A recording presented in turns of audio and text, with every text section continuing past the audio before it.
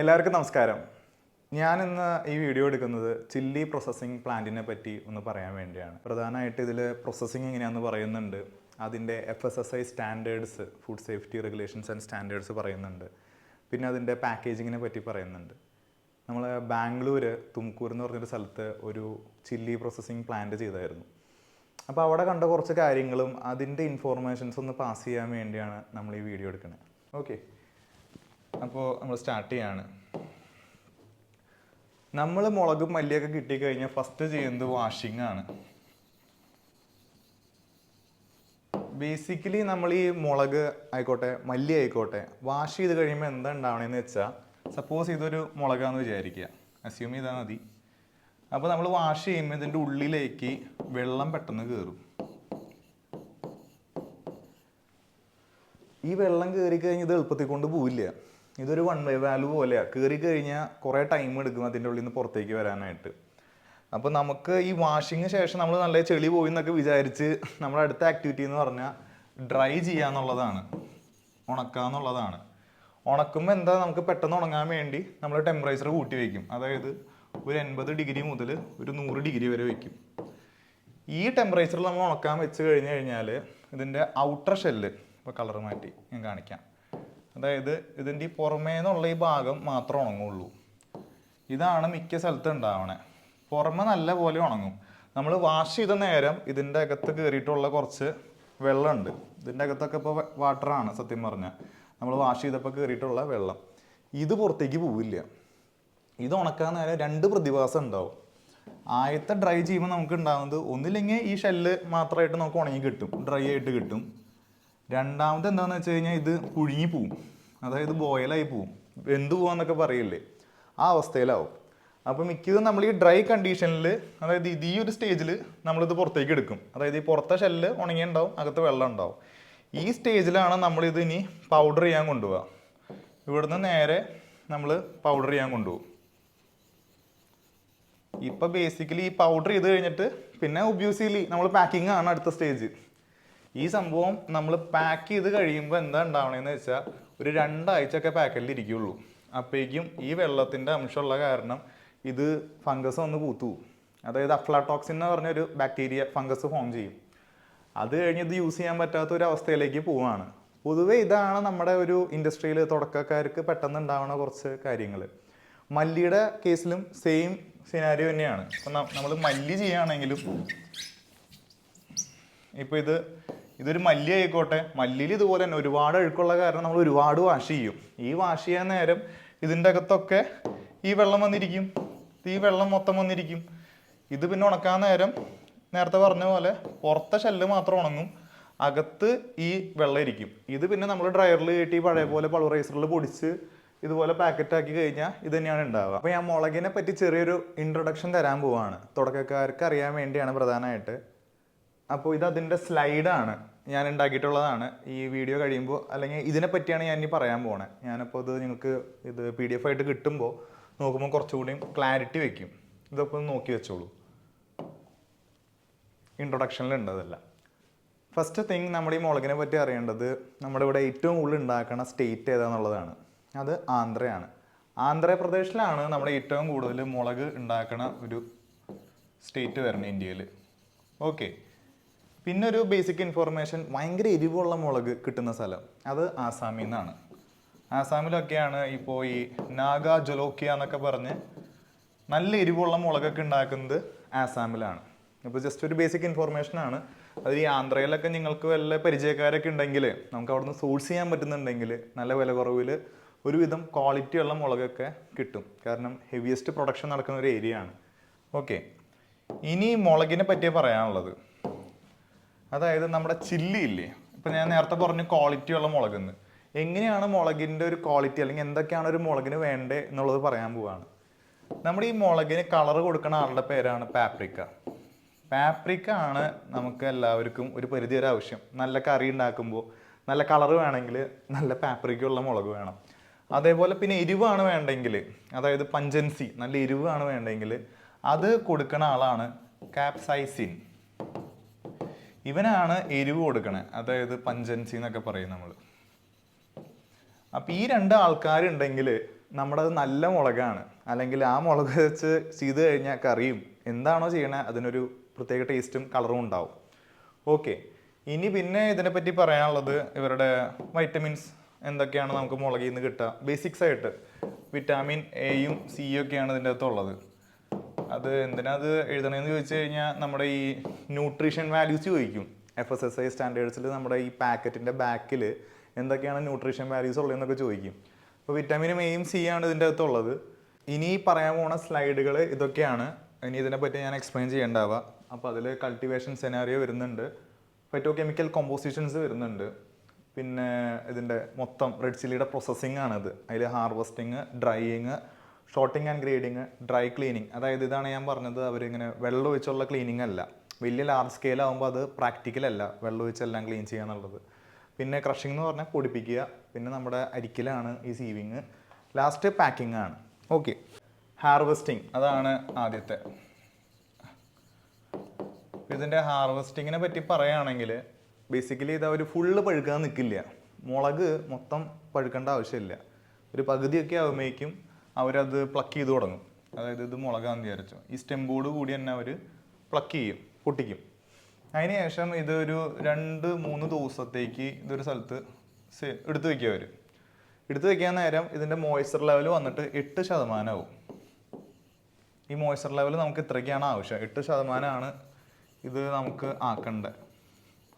Okay, ഇതിന് ശേഷം പിന്നെ നമുക്ക് ഈ മോയ്സ്ചർ ഇങ്ങനെ ആക്കി കഴിഞ്ഞാൽ പിന്നെ ഇതിൻ്റെ അവർ നോക്കാനുള്ളത് ഇതിൻ്റെ SHU ആണ്. SHU എന്ന് പറയുന്നത് യൂണിറ്റാണ്, എരിവിൻ്റെ യൂണിറ്റ് എന്നൊക്കെ പറയില്ലേ. ഇപ്പോൾ നമ്മൾ 1 മീറ്റർ എന്ന് പറഞ്ഞ യൂണിറ്റ് എന്ന് പറയുന്ന പോലെ SHU എന്ന് പറയുന്നത് നമ്മുടെ എരിവിൻ്റെ യൂണിറ്റാണ്. അതായത് കാപ്സൈസിൻ്റെ യൂണിറ്റ്. അത് കഴിഞ്ഞിട്ട് പിന്നെ ഈ മുളകിൻ്റെ ഒരിക്കലും കളറ് അതിൻ്റെ ഹീറ്റിനെ റെപ്രസെൻ്റ് ചെയ്യുന്നതല്ല. അതായത് എരിവ് ഒരിക്കലും കളറിനെ ഡിപ്പെൻഡ് ചെയ്ത് നിൽക്കുന്നതല്ല. ഇപ്പോൾ ഇവരുടെ ഒരു കാര്യം പറയുകയാണെങ്കിൽ, ഇപ്പോൾ ആദ്യം അത് ഗ്രീൻ ആയിരിക്കും മുളക്, പിന്നെ ഈ ഗ്രീൻ വന്നിട്ട് യെല്ലോ ആവും. യെല്ലോ വന്നിട്ട് പിന്നെ വന്നിട്ടാണ് നമ്മുടെ കടുകട്ടി ചുവപ്പയാവണേ. അപ്പോൾ ഇങ്ങനെ കടുകട്ടി ചുവപ്പയായാലും അതൊരിക്കലും ഭയങ്കര എരിവുള്ളൊരു മുളകാന്നുള്ള കാര്യമൊന്നും വരുന്നില്ല. എല്ലാവർക്കും അറിയുന്നതാണ്, ജസ്റ്റ് എന്നാലും ഒന്ന് ഇൻഫോം ചെയ്യുന്നതാണ്. അടുത്തത് വരുന്നത് നമ്മുടെ ഡ്രൈയിങ് ആണ്. ഓക്കെ, ഇനി ഏറ്റവും വലിയ ഇവരുടെ ആക്ടിവിറ്റി ഡ്രൈയിങ്. ഇവരെ സംബന്ധിച്ച് ഡ്രൈയിങ് വളരെ സിമ്പിളായിട്ടുള്ളൊരു പ്രോസസ്സാണ്. അതായത് നമ്മുടെ ഒരു പോളിതീൻ ഷീറ്റ് എടുക്കുക അവർ, നമ്മുടെ ടാർപ്പായ. അപ്പോൾ ഇതിൻ്റെ അകത്ത് നമ്മുടെ ചില്ലീനെ അങ്ങോട്ട് വിരിച്ചിടും. ഇതുപോലെ ഒരു വെയിലത്ത് നന്നായിട്ട് ഉണക്കാടും. ഇപ്പോൾ ഗുജറാത്ത് പോലത്തെ സ്ഥലം, അല്ലെങ്കിൽ അങ്ങനത്തെ അഹമ്മദാബാദ് ഇങ്ങനത്തെ സ്ഥലത്തൊക്കെ 8 മാസം വെയിലാണ്. അപ്പോൾ അവർക്ക് ചുമ്മാ ഇങ്ങനെ വിരിച്ചിട്ടാൽ മതി. ഈ സംഭവത്തിൽ ഇവർ മോയ്സ്ചർ ലെവൽ വന്നിട്ട് ഒരു 8% ആക്കും. നമ്മുടെ മുളകിൻ്റെ 8% ആക്കും അതിൻ്റെ ജലാംശം, 8 തൊട്ട് 10 വരെ. അപ്പം ഇങ്ങനെ ആയ ശേഷം ഇവർ അടുത്ത സ്റ്റേജ് എന്താണെന്ന് വെച്ച് കഴിഞ്ഞാൽ ഇതിനെ മറ്റേ ചാക്കിലാക്കും, അരിച്ചാക്കിലാക്കും. അരിച്ചാക്കിലാക്കിയിട്ട് ഇവരുടെ ഒരു സ്റ്റോറേജ് റൂം ഉണ്ടാവും. ഇപ്പോൾ ഇത് റൂമാന്ന് വിചാരിച്ചോ, ഇത് നമ്മുടെ സാക്കാന്ന് വിചാരിച്ചോ. ഇവിടുന്ന് ഒരു 50 സെൻറ്റിമീറ്റർ ഡിസ്റ്റൻസിൽ ഇതിവിടെ വയ്ക്കും. അതായത് ഒരു 50 സെൻറ്റിമീറ്റർ ഗ്യാപ്പ് ഇടും ഇവർ തമ്മിൽ. അപ്പോൾ അങ്ങനെ അവർ ചെയ്യുന്നതെന്ന് വെച്ച് കഴിഞ്ഞാൽ അവിടെ നിന്നുള്ള മോയ്സ്ചർ കയറാണ്ടിരിക്കാൻ വേണ്ടി. പിന്നെ കുറച്ചും കൂടിയും ഹൈജീനായിട്ടുള്ള ആൾക്കാരൊക്കെ എങ്ങനെയാണെന്ന് വെച്ച് കഴിഞ്ഞാൽ കോൾഡ് സ്റ്റോറേജിൽ സേവ് ചെയ്ത് വയ്ക്കും. അപ്പോൾ വലിയ വലിയ കമ്പനീസൊക്കെ ശരിക്കും കോൾഡ് സ്റ്റോറേജിലാണ് വെക്കുക. അങ്ങനെ വെക്കണതിൻ്റെ ഗുണം എന്താണെന്ന് വെച്ച് കഴിഞ്ഞാൽ ഒരു 10 മാസത്തോളം ഇതിരുന്നോളും. 10 മാസം ഈ മുളക് ചാക്കിലായിട്ട് ഇരുന്നോളും കുഴപ്പമൊന്നുമില്ലാണ്ട്. ഇപ്പം ഞങ്ങൾ ബാംഗ്ലൂർ ചെയ്തൊരു പ്ലാന്റ് ഞാൻ കാണിച്ചു തരാം. അവിടെയാണ് നമ്മൾ ഈ ഡ്രൈ ക്ലീനിങ് എന്ന് പറഞ്ഞാൽ ഒന്നുമില്ല, ഡീസ്റ്റോണർ എന്ന് പറഞ്ഞ മെഷീനിൽ ഇട്ട് കൊടുക്കും. അതിൻ്റെ കല്ലും മണ്ണും പൊടിയൊക്കെ അത് കളയും. അപ്പോൾ ആ പ്രൊജക്റ്റ് ഞാൻ ഒന്ന് കാണിച്ചു തരാം നമ്മൾ ചെയ്തിട്ടുള്ളത്.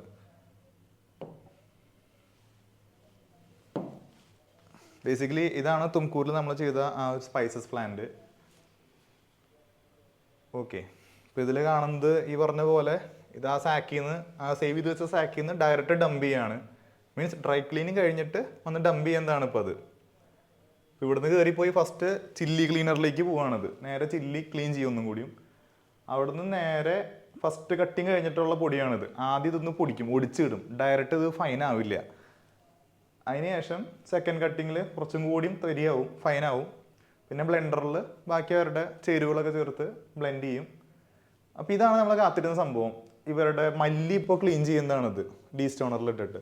അപ്പോൾ ഇതിലെ കല്ലും മണ്ണും പൊടിയൊക്കെ പോവും. ഇപ്പോൾ കാണുന്ന ഒരാളെ ഡംപ് ചെയ്യണ കാണുന്നത് വിചാരിക്കണം. അയാൾ അവിടെ ഇട്ട് കഴിയുമ്പോഴേക്കും ഇത് ക്ലീൻ ആയിട്ട് വരും. ഇതിന് ശേഷം ഇവരെങ്ങനെ ഇത് വറക്കും, മല്ലി വറക്കും. ഇപ്പോൾ മലബാറിലൊക്കെ നമ്മുടെ മല്ലി വറക്കണ പോലെ ഇവരും നമ്മുടെ ഇലക്ട്രിക് റോസ്റ്ററിലിട്ട് വറക്കും ഇത്. ഓക്കെ, ഇത് കണ്ട. ഇങ്ങനെ ചെയ്യുമ്പോൾ എന്താ പ്രത്യേകത എന്ന് വെച്ച് കഴിഞ്ഞാൽ പൊടിയും മണ്ണൊക്കെ എന്തായാലും പോവും, വെള്ളം അകത്തോട്ട് കയറില്ല. ലാർജ് ക്വാണ്ടിറ്റി നമുക്ക് ചെയ്യുമ്പോൾ ഇങ്ങനെ ചെയ്യാനേ പറ്റുള്ളൂ. അപ്പോൾ നമ്മുടെ പൗഡറിങ്ങും കഴിഞ്ഞ് കഴിഞ്ഞാൽ പിന്നെ വരുന്നത് നമ്മുടെ സീവിങ് ആണ്, അതായത് ഒരേ തരിയാക്കുക എന്നുള്ളതാണ്. അപ്പോൾ അതിന് ഉപയോഗിക്കുന്നത് വൈബ്രോ ഷിഫ്റ്ററാണ്. ഇനി ഈ സ്ലൈഡാണ് നമ്മളടുത്ത് പറയാൻ പോണേ.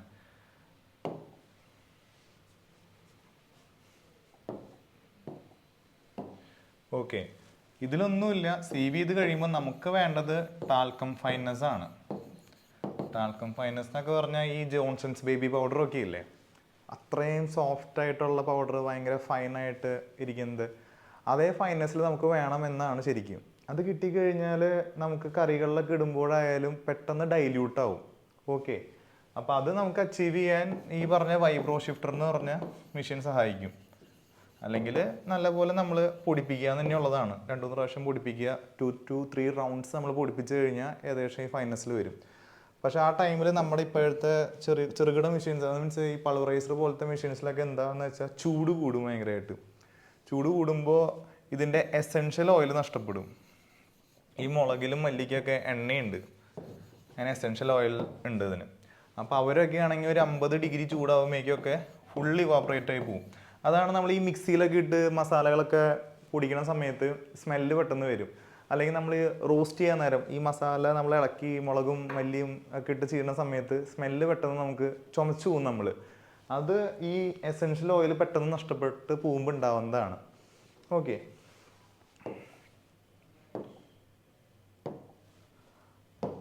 അപ്പോൾ അത് അധികം നമ്മൾ പൊടിച്ച് അതിൻ്റെ ഗുണമേന്മകൾ, അതായത് പഞ്ചൻസി അല്ലെങ്കിൽ അതിൻ്റെ കാര്യങ്ങളൊക്കെ പോകാണ്ടിരിക്കാൻ നമ്മൾ ഈ ഷിഫ്റ്റർ പോലത്തെ ഉള്ള വൈബ്രോ ഷിഫ്റ്റർ പോലത്തെ ഉള്ള മെഷീൻസ് ഉപയോഗിച്ച് അതിനെ ഫൈനാക്കി എടുത്ത് പാക്ക് ചെയ്യുക എന്നുള്ളതാണ്. ഓൾമോസ്റ്റ് കഴിയാറായി. ഇനിയിപ്പോൾ ലാസ്റ്റത്തെ ഒരു ഫുഡ് സേഫ്റ്റി റെഗുലേഷൻസിൻ്റെ ഒരു ചാപ്റ്ററും കൂടി ഉള്ളൂ.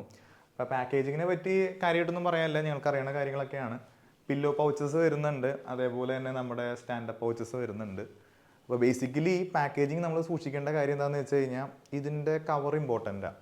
നമ്മൾ ചിലപ്പോൾ അധികം കഴുകിയിട്ടുണ്ടാവില്ല, ഐ മീൻ ഭയങ്കരമായിട്ട് വെള്ളം കൂടാൻ പാകത്തിനൊന്നും കഴുകിയിട്ടുണ്ടാവില്ല, പിന്നെ ഭയങ്കര ചൂടോടുകൂടി പൊടിച്ചിട്ടുണ്ടാവില്ല, നല്ല സ്മെല്ലും നല്ല കളറൊക്കെ ആയിരിക്കും നമുക്ക് പ്രോസസ്സ് ചെയ്ത് കിട്ടുമ്പോൾ.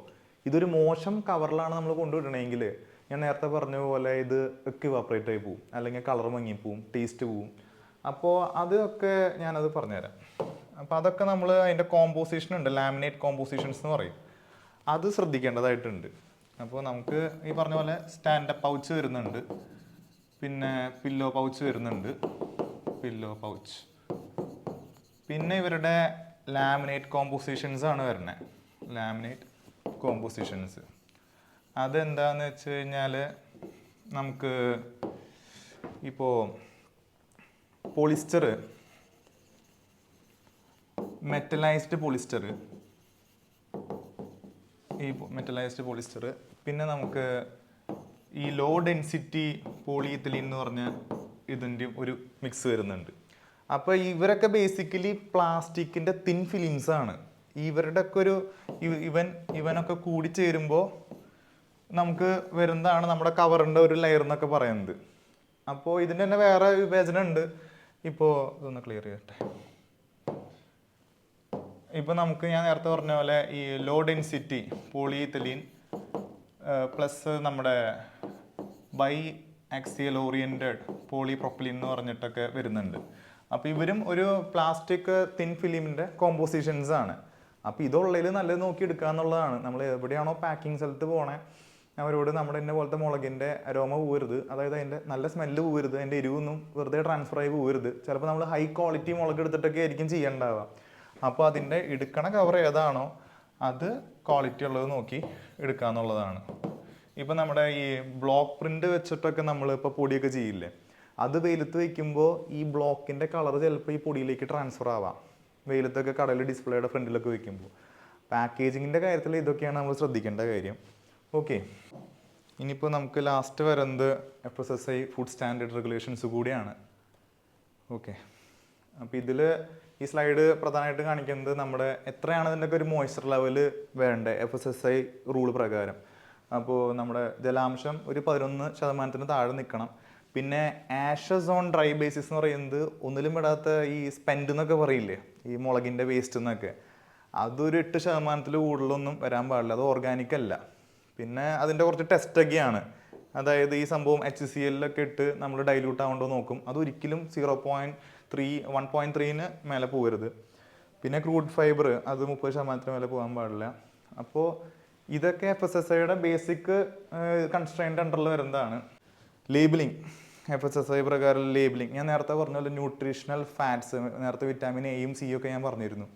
അതൊക്കെ ബേസിക്കലി നമ്മൾ ഇവിടെ എല്ലാം അത് മെൻഷൻ ചെയ്യണം, എന്തൊക്കെ ഇൻഗ്രീഡിയൻസ് ഉണ്ട്, അതേപോലെ ന്യൂട്രിയൻ ഫാറ്റ്സ് എന്താണ്, എന്നാ പാക്ക് ചെയ്തത്, കമ്പനിയുടെ പേര്, ഈ തുടങ്ങിയ കാര്യങ്ങളൊക്കെ നമ്മൾ മെൻഷൻ ചെയ്യണം. സാറാസിന് ഒരു ട്രെയിനിങ് സെൻറ്റർ ഉണ്ട്, കൊരട്ടിയിലാണ്. നിങ്ങൾക്ക് ഈ ക്ലാസ് ഇഷ്ടപ്പെട്ട് കഴിഞ്ഞാൽ കമൻറ്റ് ചെയ്യുക. കമൻറ്റിലൂടെ നിങ്ങൾക്ക് ഇത് ഇൻഫോർമേറ്റീവ് ആണെന്നും നിങ്ങൾക്ക് ആവശ്യമുണ്ടെന്ന് നമുക്ക് മനസ്സിലാവും. അപ്പോൾ ഇതൊക്കെ ഓൾറെഡി നമ്മളങ്ങനെ ക്ലാസ് കൊടുത്തിട്ടുള്ളതാണ്. നമുക്കിനി നിങ്ങൾക്ക് ട്രയൽ ചെയ്ത് നോക്കണമെങ്കിൽ അതിനുള്ളൊരു യൂണിറ്റ് സാറാസിനുണ്ട്. നിങ്ങൾക്ക് എന്താണോ അച്ചാർ പ്രൊഡക്ഷൻ നടത്തണോ, അല്ലെങ്കിൽ റൈസ് പൗഡറിൻ്റെ എന്തെങ്കിലും നോക്കുന്നോ, മില്ലറ്റ്സിൻ്റെ എന്തെങ്കിലും ട്രയൽ നോക്കണമെങ്കിലൊക്കെ ട്രയൽ യൂണിറ്റ് ഉണ്ട്. അത് വരുന്നത് കല്ലേറ്റിങ്ങരയിലാണ്. Sponsored video. ഇത് ഹൈമോൺ എന്ന് പറഞ്ഞൊരു കോ വർക്കിംഗ് സ്പേസ് നമുക്ക് കാലിക്കറ്റുണ്ട്. അപ്പോൾ അവർ സ്പോൺസർ ചെയ്തിട്ടാണ് സാറാസ് നമ്മൾ ഈ വീഡിയോ എടുത്തത്. I hope everyone would like this video and I think it's will be a great information to all of you. അപ്പോൾ നിങ്ങൾക്ക് ഇത് ഇഷ്ടപ്പെട്ട് കഴിഞ്ഞാൽ തീർച്ചയായും ഷെയർ ചെയ്യുക, അടിയിൽ കമൻറ്റ് ചെയ്യുക യൂസ്ഫുൾ ആയിട്ടുണ്ടെങ്കിൽ. Okay, thank you so much.